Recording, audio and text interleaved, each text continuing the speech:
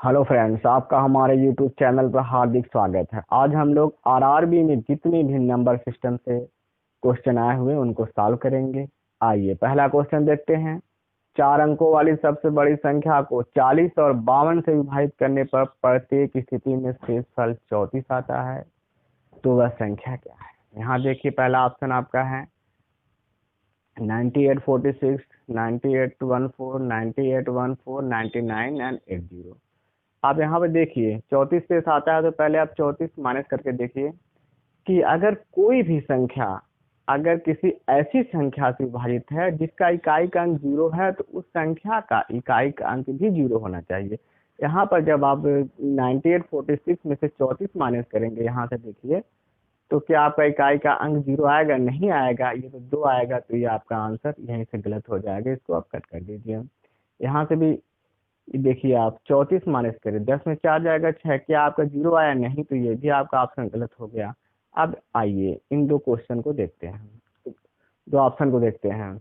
यहाँ पर देखिए 34, ये आपका 0 आया, और 11 में से 3 गया, आपका ये हो जाएगा 8, ये हो जाएगा 7, ये।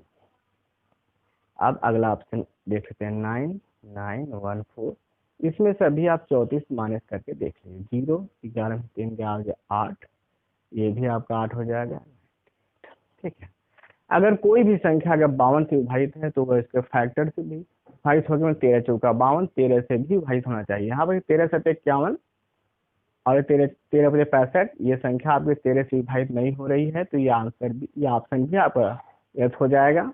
यहाँ पर आप देखिए 13 7 91, 7 में से गया 6, 68, 13 5 65 होता है, इस वजह से ये ऑप्शन भी आपका गलत हो जाएगा। यहाँ से यहाँ देखिए 13 7 91, 13 6 78, ये संख्या आपके 13 से विभाजित हो रही है, तो 52 से भी विभाजित होगी, इसलिए आपका आंसर ये। कोई भी संख्या अगर ऐसी संख्या से विभाजित है जिसका यूनिट डिजिट इकाई का अंक 0 है, तो उसका इकाई का अंक 0 होना चाहिए। 34 शेष बचता है, तो 34 सब में से माइनस करिए।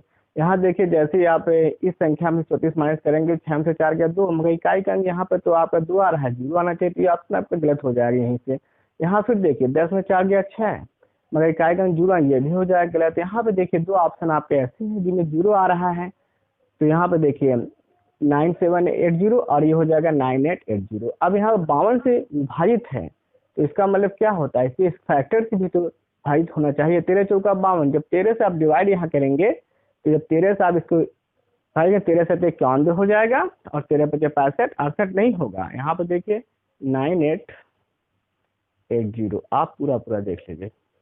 13 से 91 हो जाएगा आपका, 8 में से 1 गया 7, 13 5 65, 13 6 78, ये संख्या पूरी विभाजित है, इसलिए आपका ये आंसर। आइए अगला क्वेश्चन देखते हैं। ऐसी न्यूनतम संख्या पता करो कि जिसे 16, 18 और 20 से भाग देने पर हर बार 4 शेष बचता है और 7 से पूर्णतः विभाजित होती है। 4 शेष बचता है, तो आप पहले 4 माइनस कर लीजिए।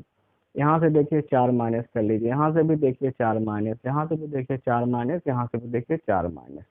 ये आपका हो जाएगा 360, ये हो जाएगा आपका 2250, ये आपका हो जाएगा 28, और ये 80, और ये आपका हो जाएगा 32, और ये हो जाएगा आपका 30।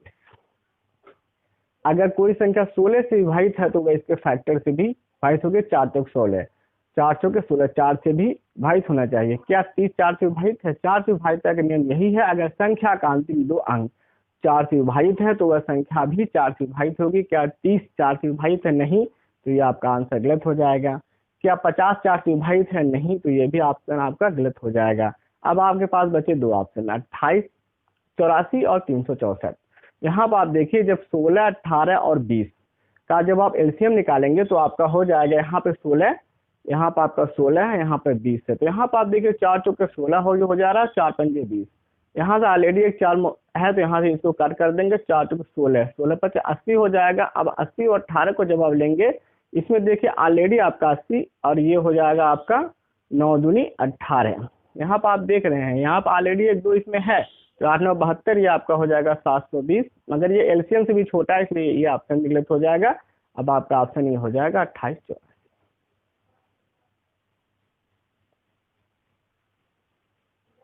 कोई भी संख्या अगर न्यूनतम संख्या वही होती है जिसमें उसके मतलब एलसीएम का डिवाइड हो जाता है। यहाँ 364 720 में डिवाइड नहीं होगा, इस वजह से ये ऑप्शन नहीं होगा, इसलिए आपका आंसर 2884 हो जाएगा।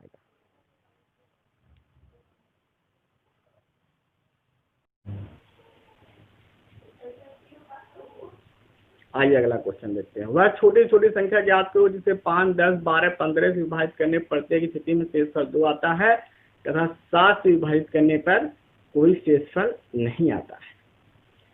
तो यहाँ पर आप देखिए, अगर किसी भी संख्या में अगर 10 से डिवाइड कर रहे हैं तो उसका यूनिट डिजिट कितना आना चाहिए? 0 आना चाहिए। यहाँ पर 2 शेष बच रहा है, अब 2 माइनस करिए, इसमें से माइनस करिए, इसमें से 2 माइनस करिए, इसमें से 2, इसमें से नहीं। किसका 0 यूनिट डिजिट आया?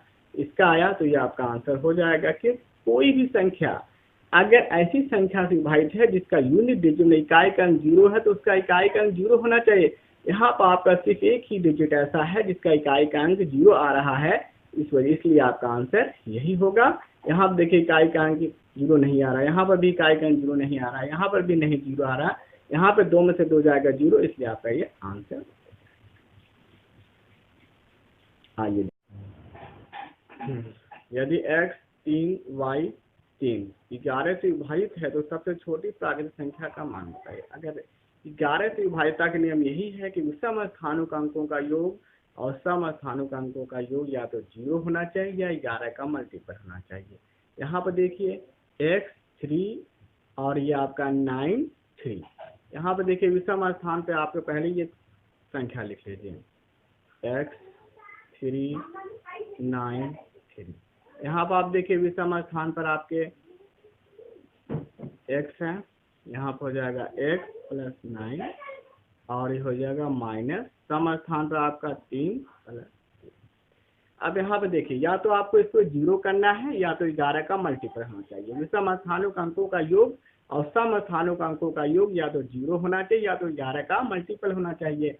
अब यहाँ पर देखिए आप इसकी ऐसी कौन सी वैल्यू रखिए कि 0 तो होगा नहीं, तो यहाँ पर देखिए अगर आप इसकी ऐसी कोई वैल्यू रखिए कि जो मतलब आंसर आए 11 से विभाजित हो जाए। यहाँ पर देखिए अगर 5 रखेंगे 9 5 14, 14 में से 6 जाएगा 8, 11 से विभाजित नहीं होगा, तो ये आपका आंसर नहीं होगा। यहाँ पर आप देखिए 9 6 15, 15 में से 6 जाएगा, क्या आ जाएगा आपका 15, 9 6 15, 15 में 6 गया आपका 9, ये नहीं विभाजित होगा आपका, तो ये भी आंसर नहीं हो गया। अब 9 7 16, 16 में से 6 जाएगा 10, क्या ये 11 से विभाजित है? नहीं, ये भी नहीं, तो ये भी आंसर नहीं होगा। अब देखिए 9 17, 17 में 16 गया आपका 11, तो आपका आंसर यही हो जाएगा। अब यहाँ पर आप देखिए x की वैल्यू हो जाएगी 8, 8 प्लस 9 माइनस ये आपका 6 बराबर 17 माइनस 6 इक्वल टू 11। ये आपका आंसर हो जाएगा, क्योंकि 11 से विभाजित हो जाएगा। 11 से विभाजित का नियम यही है कि विषम स्थानों का अंकों का योग या तो आपको 0 करना है या तो 11 का मल्टीपल। यहाँ पर देखिए x प्लस 9 विषम स्थान मतलब 1 2 3 4। विषम स्थान उसे कहते हैं जो 2 से नहीं करता, जैसे 1 3 5 7 9। यहाँ पर देखिए पहले और तीसरे स्थान पे x और 9 थे, इसको आपने ले लिया, और दूसरे और चौथे स्थान पर आपका 3 3 था, ये 6 हो गया। अब यहाँ पे इसकी वैल्यू आपको ऐसी कोई रखनी है कि इसमें से माइनस करने पर या तो 0 हो जाए या तो 11 का मल्टीपल हो। 0 तो हो नहीं सकता क्योंकि मतलब s की वैल्यू इस साइड है, तो यहाँ पर आपकी वैल्यू आएगी 8, क्योंकि 8 और 9 8 जोड़ेंगे 17, 17 में 6 11 और 11 आपका 11 से विभाजित हो जाएगा, इसलिए इसका आंसर 8 होगा। आइए अगला क्वेश्चन देखते हैं। 5 अंकों की छोटी छोटी संख्या क्या है जो 12 24 28 60 और 96 से पूर्णतः विभाजित हो? कोई भी संख्या अगर 12 से विभाजित है तो वह 3 और 4 से भी विभाजित होना चाहिए, क्योंकि अगर संख्या 12 से विभाजित है तो वह इसके फैक्टर से भी डिवाइड होगी। देखिए अंकों का योग यहाँ पे क्या इसके अंकों का योग 3 से विभाजित है? 4 2 6 1 7, ये भी नहीं विभाजित है। यहाँ देखिए 6 1 7 1 8, ये भी अंकों का योग भाई नहीं है। अब 8 1 9, ये आपका अंकों का योग 3 से विभाजित है, इसलिए आपका आंसर ये हो जाएगा। कोई भी संख्या अगर 3 से विभाजित है तो उसके अंकों का योग भी 3 से विभाजित होना चाहिए। यहाँ पर देखिए क्या इसके अंकों का योग 3 से विभाजित है? नहीं है। क्या इसके अंकों का योग 4 2 6 1 7 विभाजित 3 से? नहीं। 6 1 7 1 8, ये भी 3 से विभाजित नहीं। यहाँ पर देखिए 8 1 9, ये विभाजित है, इसलिए आपका आंसर यही हो जाएगा।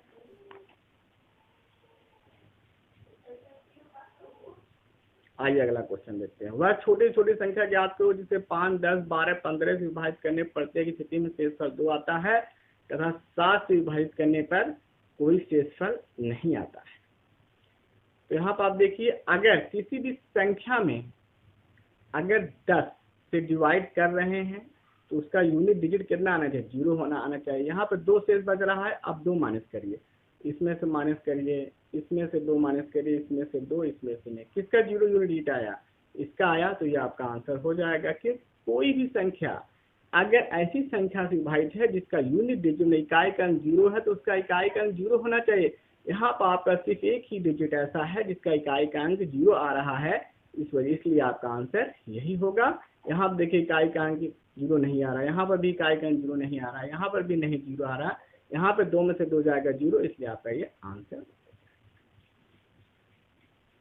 आइए सबसे छोटी संख्या ज्ञात करो जिससे 3 की वृद्धि करने से 27, 35, 25 और 21 से विभाज्य है। यहाँ पर आप देखिए, कोई भी संख्या अगर 25 से विभाज्य है तो उसका अंतिम 2 अंक या तो 100 होना चाहिए, या तो आपका 75 होना चाहिए, या तो आपका 50 होना चाहिए, या तो आपका 25 होना चाहिए। आइए अब 3 की वृद्धि करके देख लीजिए।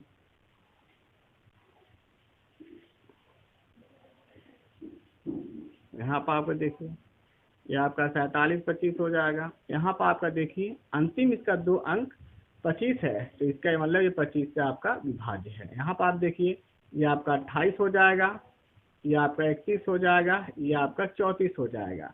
तो मतलब 25 से विभाज्यता का नियम यही है कि उसका अंतिम 2 अंक या तो 25 हो, या 50 हो, या 75 हो, या तो 100। यहाँ पर आप देखिए इसका अंतिम अंक कितना है? अंतिम 2 अंक इसका 25 है, तो ये संख्या 25 से विभाजित हो जाएगी।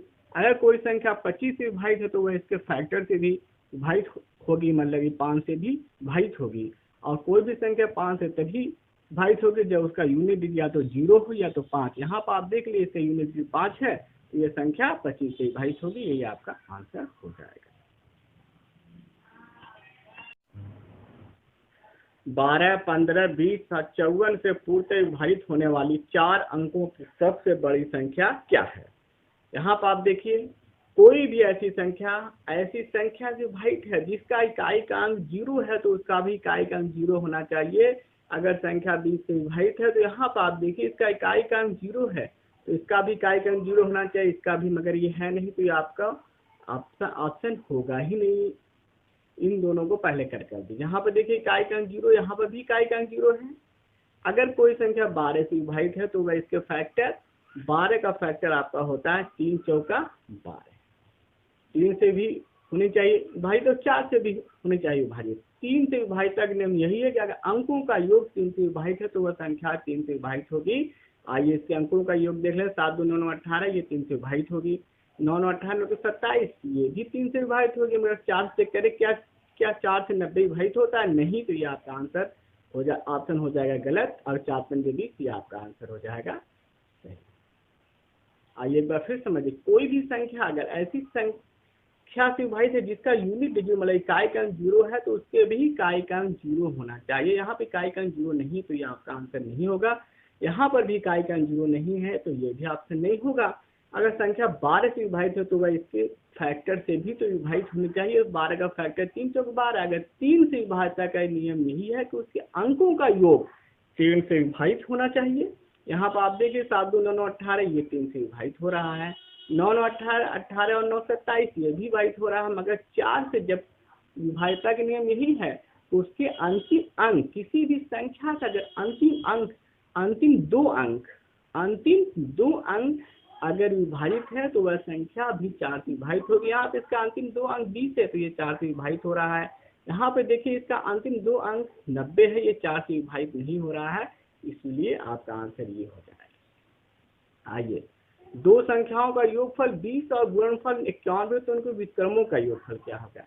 किसी भी संख्या का व्युत्क्रम क्या होता है? सपोज कीजिए आपके पास 2 संख्या है x और y, इनका व्युत्क्रम करिए उल्टा 1x + 1y।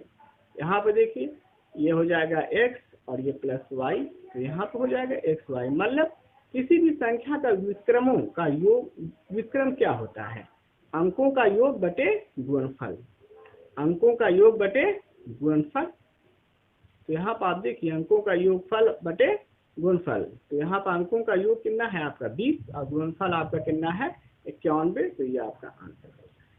मान लीजिए आपकी संख्या एक्स वाई है, तो इसका व्युत्क्रम करेंगे तो 1x और 1y, इसको ऐड करेंगे। तो यहाँ पर आप देखिए एक्स वाई के एलसीएम एक्स वाई हो जाएगा, यहाँ से आपको एक्स मिलेगा, यहाँ से वाई, मतलब X Y X plus Y बटे एक्स वाई, मतलब अंकों का योग बटे गुणनफल। तो अंकों का योगफल बटे गुणनफल, यही आपका आंसर हो जाएगा। आइए अगला क्वेश्चन देखते हैं। यदि दो संख्याओं का गुणनफल उनके योगफल के तिगुने के बराबर है एवं एक संख्या 12 है तो दूसरी संख्या ज्ञात करो। देखिए किसी भी संख्या का तिगुना क्या क्या होता है। यहाँ पर देखिए अगर 12 अगर आप लेंगे 12 2 14, 12 2 14 हो जाएगा यहाँ पे, और इसका गुणनफल करेंगे दो संख्या गुणनफल उनके योगफल के तिगुने के बराबर है।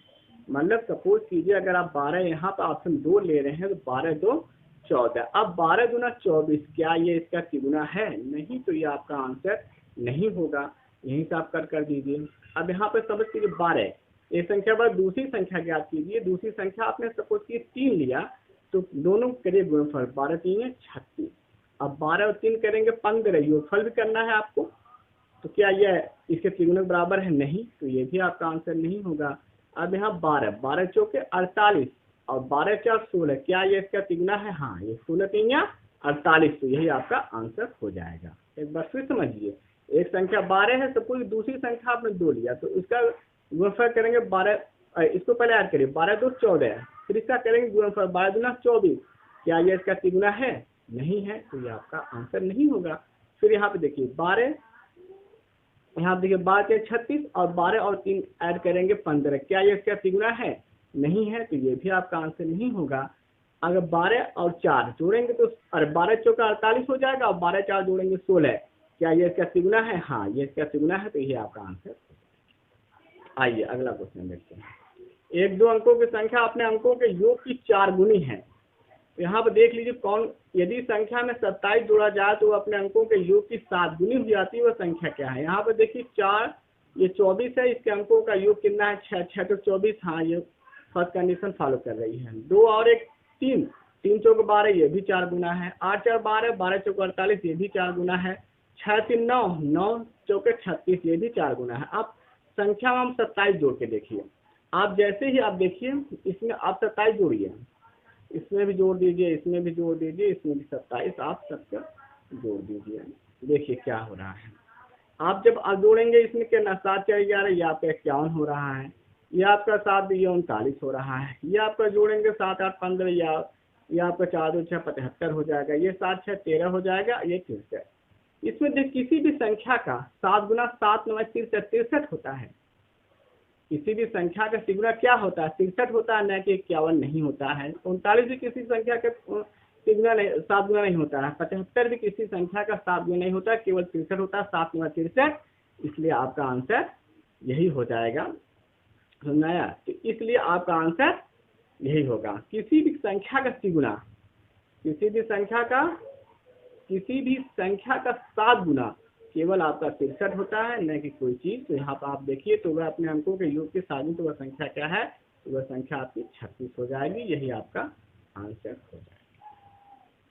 किसी भी संख्या का अगर आप 7 गुना करेंगे तो 63 होता है, उसके सिवाय 51 नहीं होता। किसी संख्या का 7 गुना आपका 39 भी नहीं होता है, किसी संख्या का 7 गुना 75 भी नहीं होता, किसी संख्या का 7 गुना सिर्फ 63 होता है। इसलिए आपका आंसर 36 हो जाएगा। अगर आपको हमारा वीडियो पसंद आया हो तो प्लीज लाइक और शेयर करना न भूलें। Thanks for watching the video.